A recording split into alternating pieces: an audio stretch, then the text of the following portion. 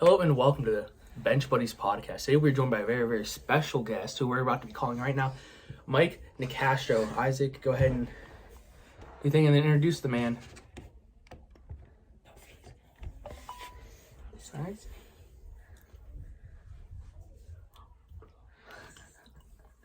Oh, guys, today on the podcast, we got Mike Nicastro. What's up? Am I doing this right? Yeah. Yep. Good. I'm glad. I feel like I'm 150 years old out here. Technology and whatnot, fellas. How you doing today, Mike? I'm good. Are you guys all right? Yeah. Are we live? Yeah. Are we recording? We're recording. We're recording. All right, good. I won't do anything stupid then. All right. All right. So I'm Isaac, and this is Levi. Yep. My co-host Elliot. Yep. Right here. What's up, guys? What's up? I always appreciate good work. I know you guys are big Steelers guys. Oh, yeah, we are. Obviously, I am too. So, I'm happy to spend a few minutes with you on a Sunday before football. Let's rock. Yeah. Yeah. All right, so Isaac, you want to lead this? Yeah. Oh, nice. So how was the podcast with Joe Schobert? How did that go? Yeah, for sure. Thanks for asking. Well, first of all, anybody that's watching this can find us over at Yinzercrazy Show. It's on the hat here. Yeah, I saw that. Oh, yeah. I saw the podcast. Yep. You can find us on Apple. You can find us on Spotify. All the good things. But it was cool, man. It was obviously done really quickly because Joe was like in the midst of 1,000 different things. He was trying to move to Pittsburgh. Oh, He yeah. was trying to get his family up to Pittsburgh. He was trying to learn a new playbook and a new system. Were you guys able to listen to it? I did some of it. I listened to some of it. Yeah. Cool. So you heard from him. His life was hectic at the moment. Oh, and, Yeah. listen, it's always hectic in Steelers land. So for us, it was cool to connect with him and pick his brain, and it definitely reassured me that the Steelers got a really good player that they can line up next to Devin Bush. Oh, yeah. Hopefully for what is 17 plus games this season and beyond. Yeah. For sure. Instead of like Spillane, getting toasted in coverage. Bro, I know. You're not lying. I saw Alex Kozora, who does awesome work with Steelers Depot, post on Twitter, I think it was yesterday, his numbers when being targeted. And Yeah, it was I saw those too. Quarterbacks are 10 of 13 for like 198 yards and 3 touchdowns. So he absolutely has been awful. Maybe the Steelers' worst player this preseason. Yeah. On the defensive side, no question about it. So it just, obviously makes the Schobert acquisition that much bigger. Yeah, like That's true. he still owns like Derrick Henry though. That's for sure. Bro, yeah, Oh, he said, man, that stop at the goal line. Yeah. that Yeah. crush, he smacked him last year. I'll never forget that. Of course, he'll always get to have that moment, I guess. Run stopper, like not like in coverage. And plus, didn't he have that pick six against Lamar? Yeah, Yeah. Lamar Last year. Jackson pick six. Yeah. Yeah, Yeah. that too. So he owns Lamar. He owns Henry. Yeah. He owns all the good running backs in the AFC. Yeah, he owns 2 of the best players in football, but he can't cover preseason 4th string wide receiver. So it's a Yeah. bit strange, but listen, he's where you want him to be right now, which is your backup plan at inside linebacker. He was never good enough to be the starter at that role. So, but he's it's not like he's not going to make the team or anything. Yeah. He's still got some promise, and the Steelers like him. Yeah, we got Buddy Johnson too. Make those plays. Yeah, for sure. Buddy is he's an interesting case. I know his coach in college. So I have a question for you guys. I see you're wearing a Knock t-shirt. Did you go to Knock? Yeah. Oh, yeah. Yep. So I went to Valley High School. I'm not too far removed from Oh you yeah, guys. I've been there too. Yeah, so I went to Valley, and a dude that graduated 4 years older than me, it was named Tyler Santucci. And Tyler Santucci played football at Valley. He was an excellent player, and he is the defensive coordinator at Texas A&M also now. So he coached Buddy Johnson. And I haven't talked to him in a podcast format about Buddy, but we've talked to him, myself and my buddy Jordan, off there about Buddy. I'm using the word buddy a lot. Yeah. And they love him. I mean, the guy has obviously. He's got a lot of potential. Yeah. He's not somebody, you know how the Steelers are. They don't like to put their rookies out there No, the they first don't. year, especially when they are, you know, a fifth-round pick or something of that nature. But he's going to make the team, and he's going to have a chance to eventually work next to Devin Bush in that rotation. I think in the years coming, if he continues on this trajectory, because he's a good player, he's got a lot of talent, and it seems like maybe most importantly, he's got a good head on his shoulders. And, you know, that's something that you can't put a price on always. You know, some people this offseason have questioned if you could say that about Devin Bush, you know. So I'm interested to see where he you know, his career ends. So I saw a tweet from a couple hours ago. Says something about like Bryce Callahan, something like that. Could that happen or no? For sure. Yeah. So I this is one where it was kind of tricky for me because I didn't have a team source to directly tell me, but I had a number of people that I really trust in the business say that the Steelers are eyeing him, which means honestly, you know, who knows at the end of the day if he can actually be had in the trade, right? It's late in the training camp. He's a good player. The Broncos still like him when he's healthy. But I was able to garner enough information that they're interested. Which isn't shocking. It shouldn't be shocking by any measure. He's a good cornerback on a team with a surplus of cornerbacks. And the Steelers are at a deficit in that position. Right now. They obviously lost Antoine Brooks for the season. Yep. Arthur Mollett is still banged up. Mike Hilton, of course, has been gone. Yeah. And right now, if they were entering day one, their backup at slot corner is probably Trey Norwood. I mean, that's who honestly would probably be in the slot if something were to happen to James Pierre or Cam Sutton, God forbid. Yeah, They need help there, and they're going to find help there. Yeah, and Callahan makes sense. He's a guy who's 29, he's still relatively young, productive, when healthy. The only problem is he hasn't been healthy the past few seasons for Denver. He is a ball hawk. He's more of a cover corner than a Mike Hilton guy, a guy who's going to blitz and play the run. But he's somebody that can make an impact on a good team, and that's what Kevin Colbert has been trying to sign all offseason. He's done it with Melvin Ingram, did it with Trey Turner, he brought in Joe Schobert. Yeah. So there's no reason a guy like Bryce Callahan should not be on his radar, and he is. Yeah. All right, so I got a question for you. I want your take on who's going to be QB number 2. Oh, man. Do you know my take? You follow me on Twitter? No, I personally don't have Twitter. I got an eye for all my Twitter. Yeah. All my Twitter news. No. Well, I'm going to make a lot of Steeler fans sad, possibly, is my answer. Yeah, I've seen this a lot of times, so you guys can agree this. And I don't, for me, that's not a glowing endorsement. I don't think Mason Rudolph is the future of the Pittsburgh Steelers. I'll put it this way. Okay. If Mason Rudolph is the starting quarterback the next few seasons, the Steelers will eventually be looking for. They'll be picking in the top half of the draft for those seasons. I'll put it that way. I think they'd be a 7-9, 8-8 kind of team, just like you saw when Ben got hurt and Duck and Mason started. Duck Hodges. Yes. I think Mason is still the backup because Dwayne is still a project. Yeah. Dwayne was brought in here for pennies on the dollar. Yeah. Dwayne had a good month of camp. There's no denying that. It's better than a bad month of camp, but it also doesn't mean that he's like to be anointed as the second coming, right? Like we shouldn't talk about him like he's Trey Lance, right? Or Justin Fields. He's still a guy who was awful when he got a chance in Washington with a really good team around him that won games without him. That's going to continue to win games this year with Ryan Fitzpatrick. And so people have been overreacting to a little bit of success that he's had. But with that said, I'm rooting for him. I think if he beats out Mason Rudolph next year, it's a good problem to have. I think he has a higher ceiling. I think he has more potential. And I think the Steelers are in better hands if he overtakes Mason Rudolph for that job long term.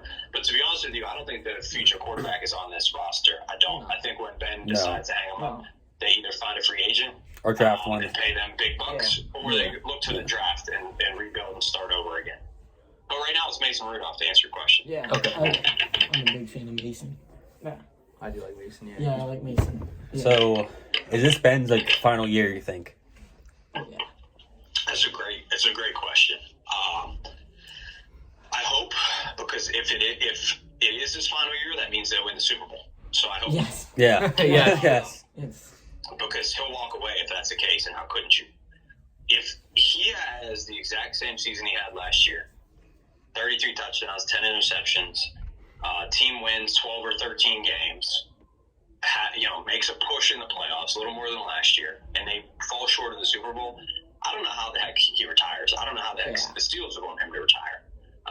Obviously, that cap hit would still be enormous. Yeah. Yeah. But Ben Roethlisberger is going to give you the best chance to win a Super Bowl at the end of the day. Isn't that the goal? Like, if right now you had to put money on the Steelers of 2022, their odds, they have a better chance with Ben Roethlisberger or Mason Rudolph. It's a no-brainer. It's not even. It's not even a question as to who gives them a better chance to win. So, if I had to, man, it's so tough. If I had to bet money right now, I would say he's not done. I would, because I don't think the Steelers are going to win the Super Bowl, even though I think they'll make it closer than most people think.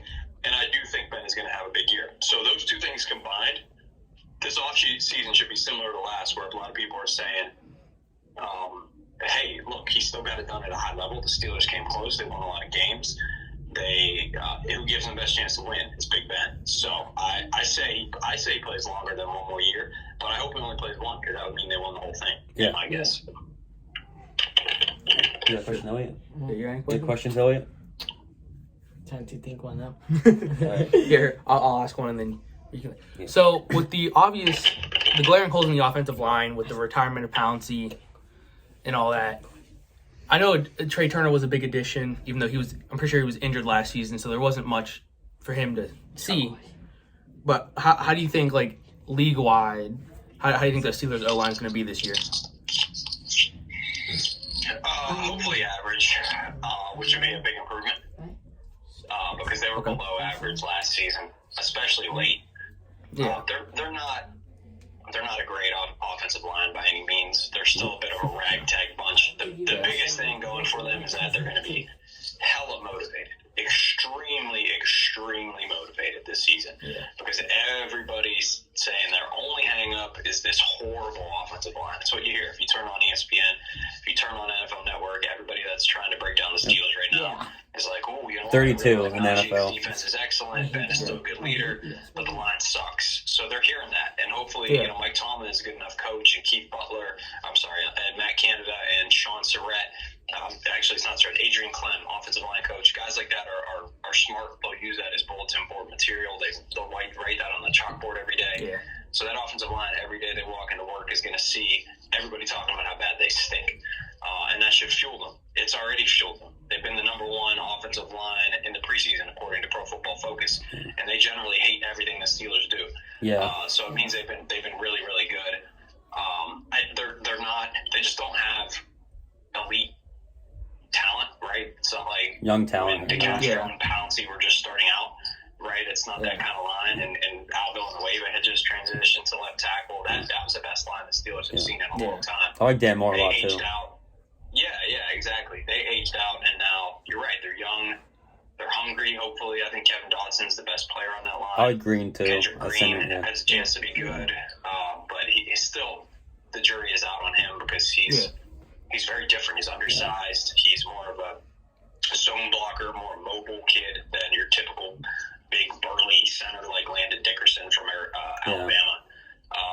Turner is he's a guy I'm confident will play well if he's healthy, but his health is a big question. Yeah. And I think the two tackles are the biggest question marks, unfortunately. When you look at Chooks on the left side, he hasn't had a good preseason, unfortunately.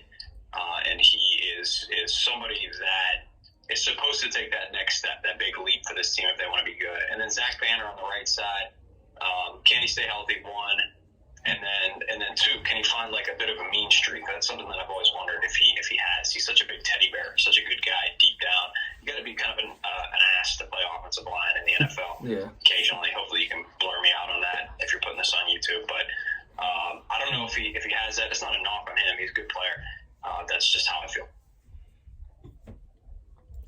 All right. So I have a question. So can you give us any tips on how to further this podcast up? Yeah, you know what, man? It's cool watching guys like you, because you guys are you are a copy of me like 12 years ago, like in my